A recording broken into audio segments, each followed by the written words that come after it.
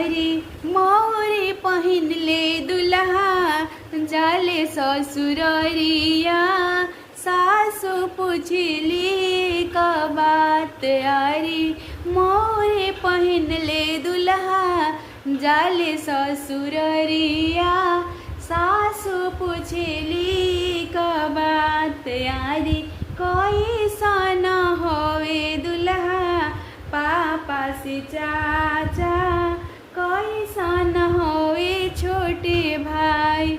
अरे कैसन होवे दुल्हा तोहर बहनोइया जिन से सजल बरियात। अरे कैसन होवे दुल्हा तोहर छोटे भाई जिन से सजल बरियात। अरे तिरछी पगरिया बन्हले पापा से चाचा, हृदय चैना छोटे भाई। अरे तिरछी पगरिया बन्हले पापा से चाचा, हृदय चैना छोटे भाई।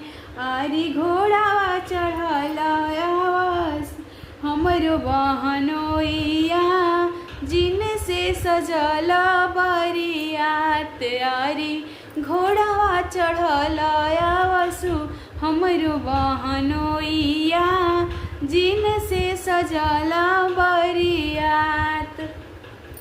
इतना बचना जब सुनेली ससुरानी मन ही मनाही मुस्कासु। अरे इतना बचना जब सुनेली ससुरानी मन ही मना मुस्कासु।